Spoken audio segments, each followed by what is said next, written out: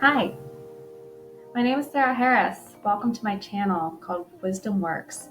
This channel I have created that's dedicated to those with MS is to give practical advice for dealing with it, avoiding scams, and being vulnerable.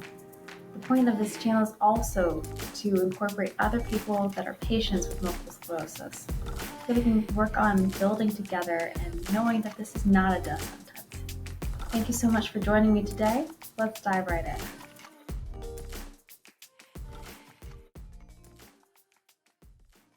I have been diagnosed with MS. Summer of 2018 is when I got diagnosed officially. I was fresh out of college and 22 years old.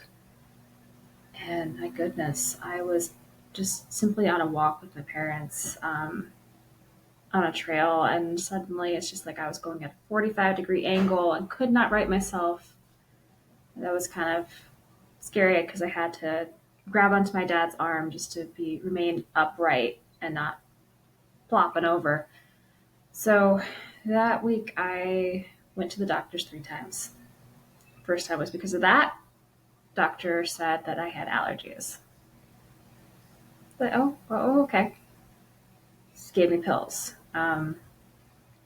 So I went on my way. Later that week, I was still having issues with balance, and suddenly on my left arm here, from fingertips to just above the elbow, it felt like I had ants crawling underneath my skin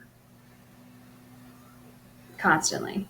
Just like if you could take a dial, like it was always at a 2, at the minimum 2, and I would go up and then go back down to a 2. Insanity right there. I'm just like, I can't, you can't deal with it. So I went to the doctors being like, hey, doc, yeah, the allergy pills aren't really helping, and now I've got this thing going on with my arm. What do I do? He's like, it might be neurological. You should get an MRI. Okay. Um, got scheduled for that, went on my way. Later that week, I was dropped my mom at an appointment of hers. Was driving home, going around like a normal curve, and there's traffic going on. And suddenly I get double vision. The oncoming car looked as if it was in my lane coming towards me when it wasn't. I came that close, just really, really close to hitting the oncoming car. So I white knuckled it. Like I had death grip on that steering wheel. My fingers were turning white, um, bright white from blood just leaving it from just being so tight. I get home and I took the keys of that car and I just slammed it right onto the table, put my hands in surrender and backed away and being like, no, that was scary. Never again. No. So the fall, like throughout that week, I'd gone to some meetings, I went to some other events, and I was always the passenger.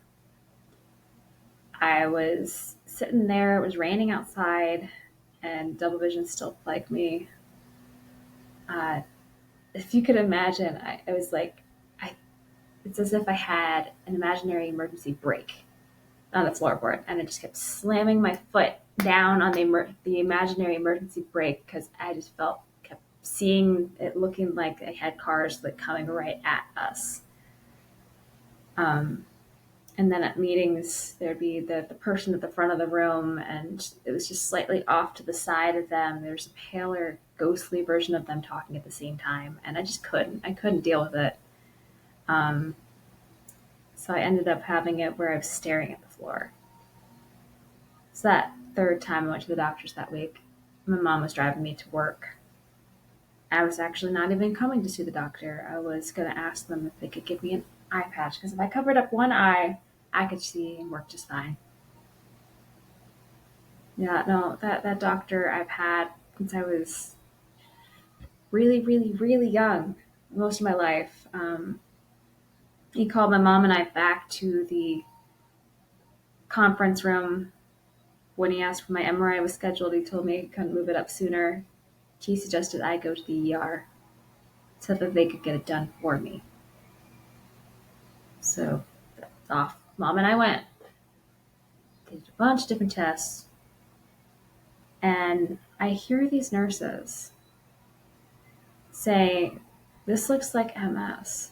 This looks like textbook MS." I looked over at Mom being like, "What the hell is MS? Like, what is it?" And nobody really told us.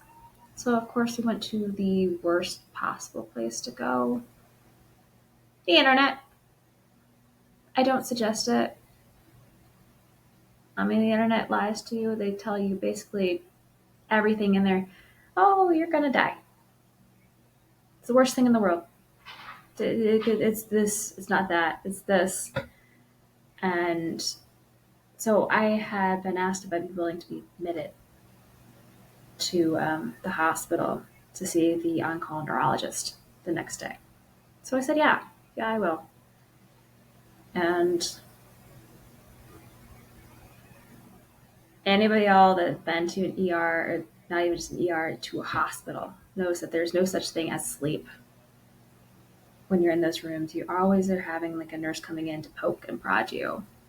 Always have the lights on, always have like somebody screaming somewhere down the hall. Just something that always kind of not restful and sleep. And so the next day, that neurologist came down, was talking with us. Really no confidence in him because he came in, he had this piece of paper that had a bunch of scribbles on it. And so he started taking notes. And he's just kind of taking the page and he's rotating it as he's making more notes and rotating again. My mom even offered him the piece of paper, like, "Hey, do you need another piece of paper?" He's like, "Nah, I got this." He told me he's not saying that I have MS, but he's going to treat it like it's MS. And I was given 3 days of high dose steroids by IV. And I wanted out of there. I wanted out. Because I had a literal plane to catch in like a couple of days. I was going to be flying to see some previous college roommates of mine. But with me not having confidence in that neurologist, who turned out to be a cardiologist. So he didn't even specialize in the thing that I kept on hearing that this looks like textbook. Whatever. And I had taken pictures on my phone of another person's phone of the CT scans that were lit up like Christmas tree lights, bright white. And so my mom and I, we looked into what specialists were there out there for MS specifically. And it was a whole month out that I finally got that appointment. But the weird thing was all the symptoms that I had that was like, went from my left arm to my right arm to my chest and stuff, that kind of went away. But I still had the appointment being like, I gotta figure out what this is. I don't know what this is. It's kind of scary. I was 22. And not knowing, because people kept on being like that, it could be that, it could be this, it could be that. What if it's this? What if it's Lyme's disease? What if it's cancer? What if it's water on the brain? What if it's XYZ? There was no true answer, and just having those thrown out there, being like it could be, was much worse than knowing. I wanted to know what's going on. So I'm sitting in this lab at Cleveland Clinic in the Mellon Center, waiting for this specialist. And she had seen the MRIs before she saw me.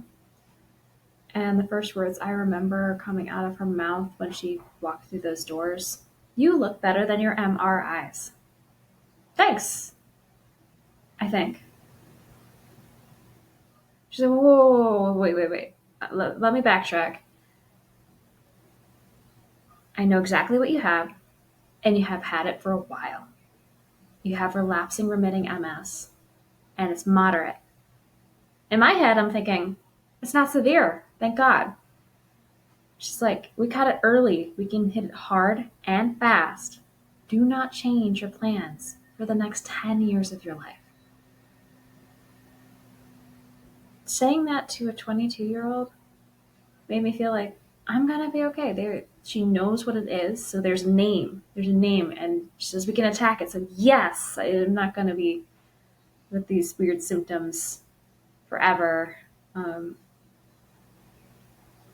But so I went out of there and we, from that point, journeyed on to this cocktail of figuring out how to get rid of this nerve pain that was going on in this arm, and then went to this arm, and then went to my chest, and she kept upping the dose of the nerve pain medication to the point that those things went away. But from the base of my right foot up to my right hip, inside the leg, felt like I was being burnt by an engine for a straight 2 weeks, while the temperature outside my leg was normal. Oh my god, that was not fun. But she got me off of that and onto a different thing for a time that made it all go away. But then went into the okay, so she tells me I have this, but insurance is now fighting us for something that she wanted me to get on to Sabri. That's what she recommended. And that was a real battle because insurance is like, well, you have to try and fail at 3 different things before you can get on that. I wasn't going to try and fail at multiple things. I wanted to get on what the doctor recommended. But no, because insurance rejected the request. And then my neurologist, she was really good. She bought. So she tried the insurance. The insurance said no. She did a peer-to-peer review. They said no. Then she went directly to the drug company.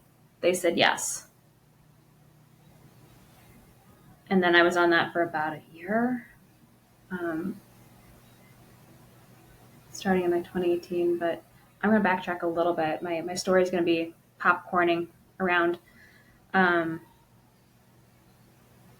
Yeah, just all the little things over the years that kind of came up for symptoms, like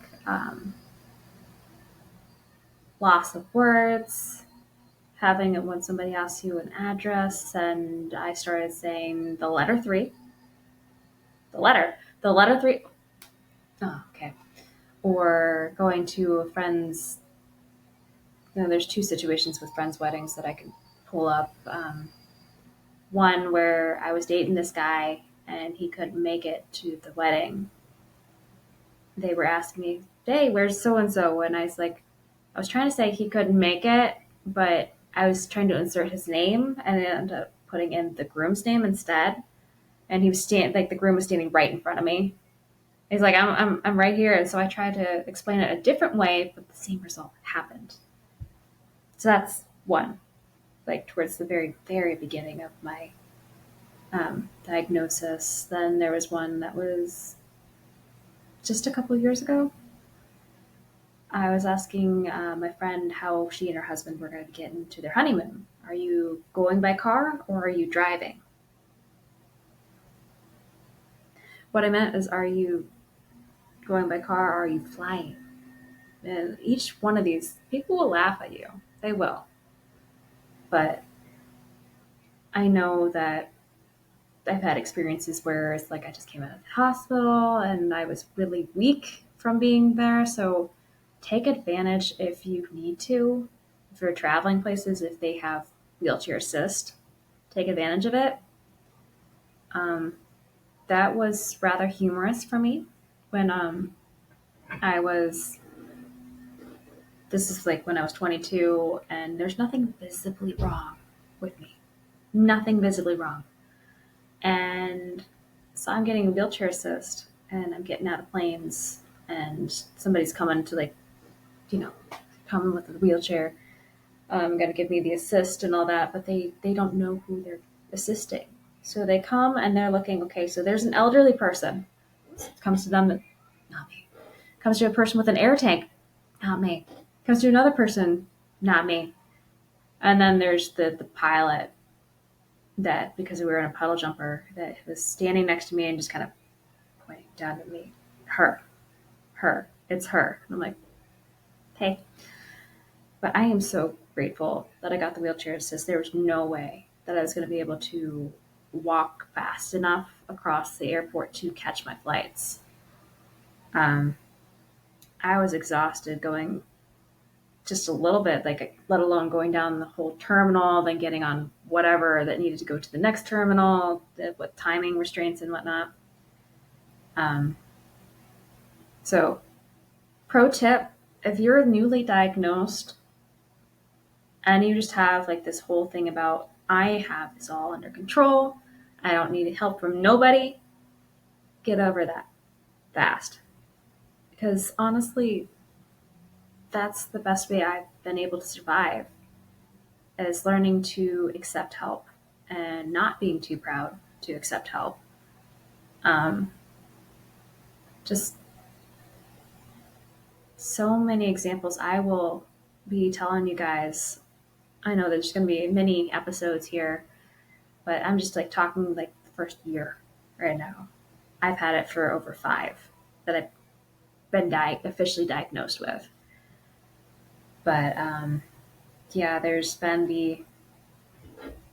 the balance issue. There was the nerve pain issue. There was the um,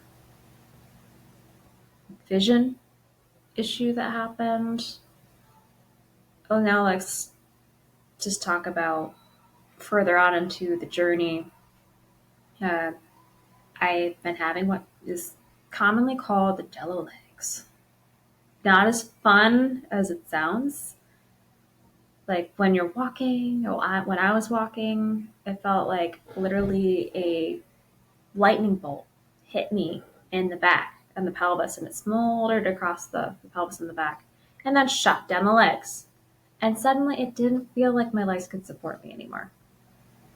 Um, yeah, I had to start learning what triggered that type of stuff for me, which tended to be uh, my symptoms would recur or flare whenever, for my case, because it's not for everybody. MS is different for each case. For my case, when I was really stressed out, when the temperature was fluxed severely, so like high temperatures at first definitely did me in. Um, is those types of little things. If I wasn't hydrating enough, if I wasn't cooling off enough, just the small little things could always get me.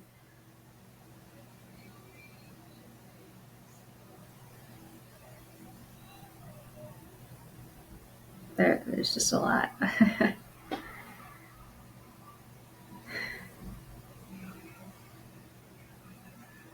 Trying to condense this down into a small period of time is not working very well. Um, yeah, what I can say is I have found that this is totally manageable if treated correctly, with the proper respect and advocating for myself, because nobody's going to do that. Not as much as I can do that for myself. If there is a treatment that I need to get on and I continually get roadblocked by insurance, I just have to keep bringing up references of, my doctor said this, studies showed this, I don't react well to that. And constantly being in contact with, like, I was more so would see the POAs, or no, CPAs, certified practitioner assistants, than I would the actual neurologist, because the neurologist would be tied up a lot with patients. Um, but I have been blessed to come across different people that have gone through MS to kind of know what to do, where to go. And so I've come across different studies and not studies per se, but I came across the MS gym, which is essentially something that is virtual and you can do from home on, like, either you could view it on your smartphone or your laptop, whatever.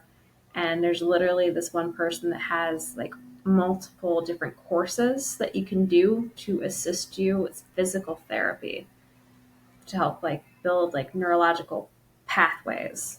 So I stumble and I don't, my brain just doesn't, it's having to relearn how to do things. So it's helping me to be like, focus on this, keep your eyes going, and then go back.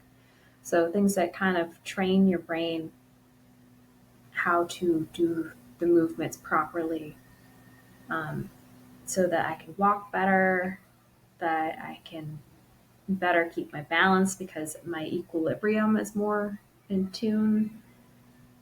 So that's one thing, and it's fantastic. I wish I was still on it. The only reason why I'm not right now is because my husband and I are a one income family at the moment, and he's in the Air Force and I'm jobless. Um, so can't quite afford it at this point in time. There is other outlets that I found too. My MS team, I think it is, msteam.com. It's essentially like all the people that have MS, varying types. It's fantastic because I could find people that went through the same thing as I have and how they've gone through it and how they deal. And it's also a great way that I can help out other people that I discover that have MS as well, being like, hey, here's a place that you can find somebody that is going through the same thing. I mean, I have MS too, but it doesn't necessarily mean I have the same thing as you. Specifically, because I have relapsing remitting, which means it comes and it goes, as per se, like as a difference of like primary progressive, whereas that they don't get a break. It's continuing to progress. That's probably what people kept thinking when I say I have MS. You'll have like people that say, "Oh my gosh, I'm so sorry." It's just like, you're so young, because they don't understand. They don't understand that not everybody's case is exactly the same. They just see the people that with MS are in wheelchairs or with walkers, that they have the toughest time getting around. That's not always the case. There's people with mild, there's people with moderate, there's people with severe. It could be relapsing remitting. It could be secondary, progressive. It could be progressive. And I know that there's more than that. Those are just the ones that I'm thinking of right now.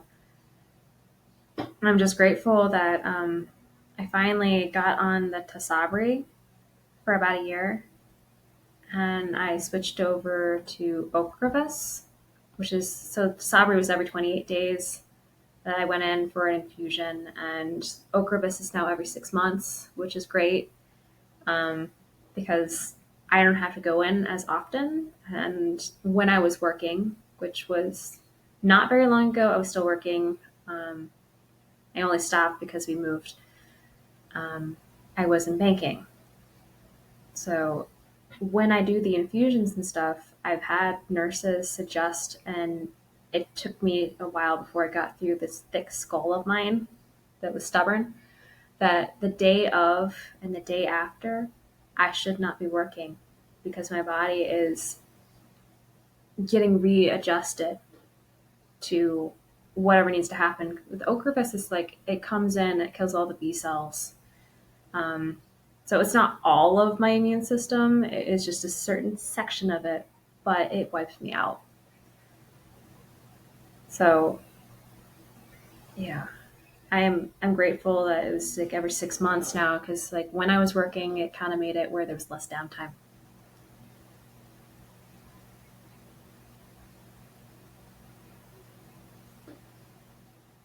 I have not tried anything else besides Dasabri and Ocrevus.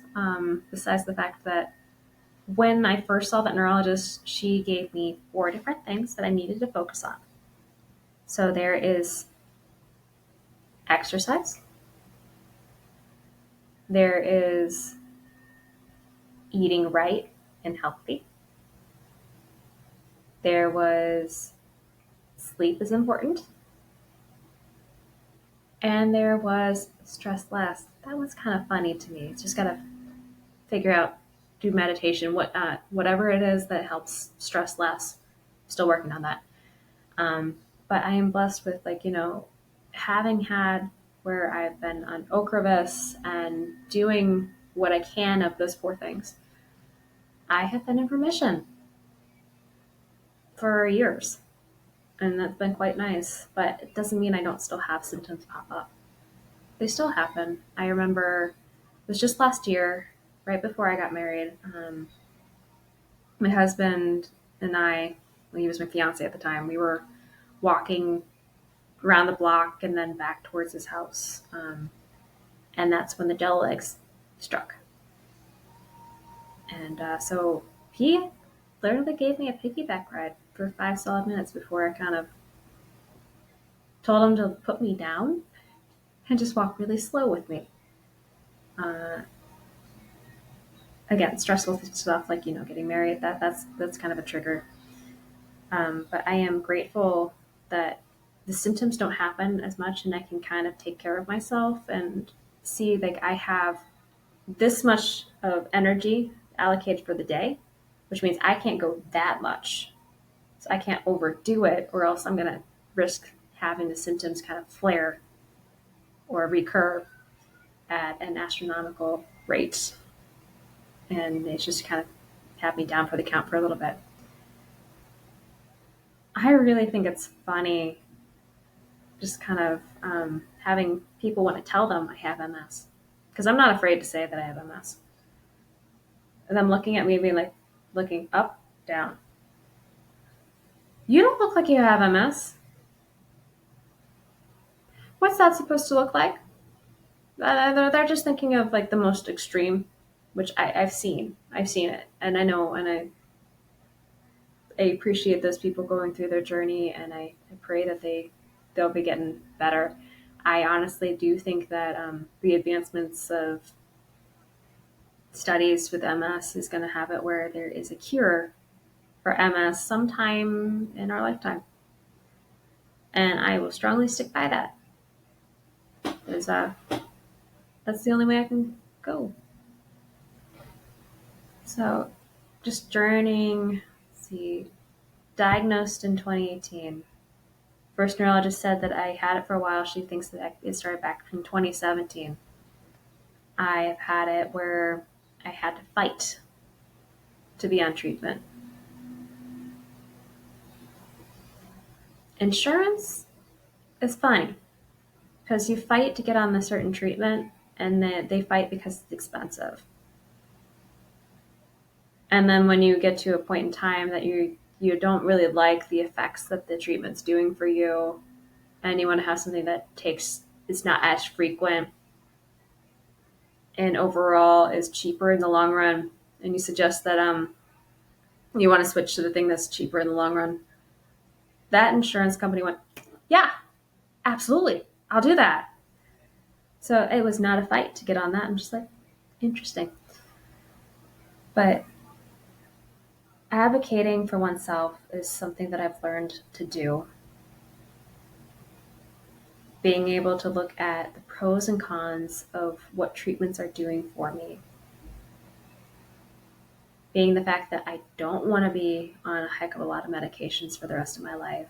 Doing what I can to get the symptoms to go down naturally, not just popping pills all the time. I finally got down to the only treatments that I have, medication-wise, is Ocrevus every 6 months, vitamins, and like a migraine pill whenever I need it, which is not always, but it does happen.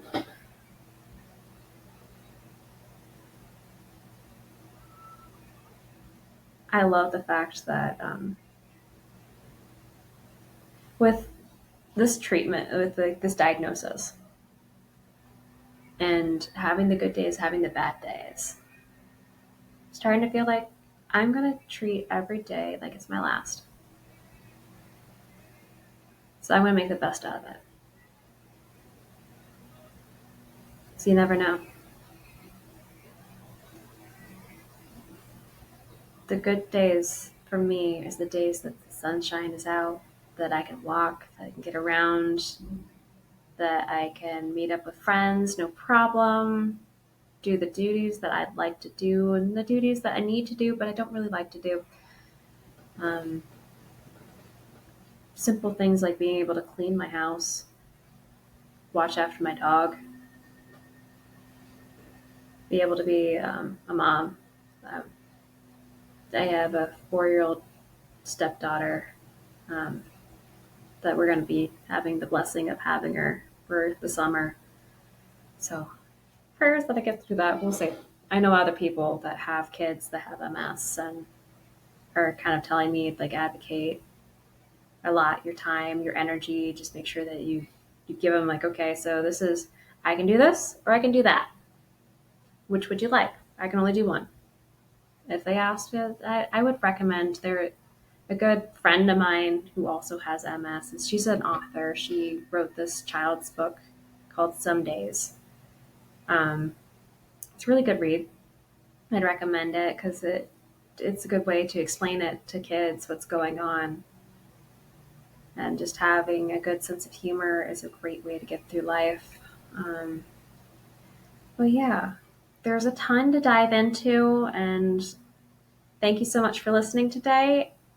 Please put in the comments any questions you have or what you would like to know more about, and I'd like to get back to you on all of it. And I'm trying to get some other people to come in to do some interviews so you can see some other people's experiences, people that have different types of MS, how they're getting through it. Maybe down the line we'll have it where I can interview with a neurologist, get more insights from them on like treatments that are going on. I'd highly suggest that you be very careful when you're doing your research on stuff. If something seems like it's too good to be true, it probably is. And I will get more into that in a different episode. So thanks so much for watching today. You have a good one.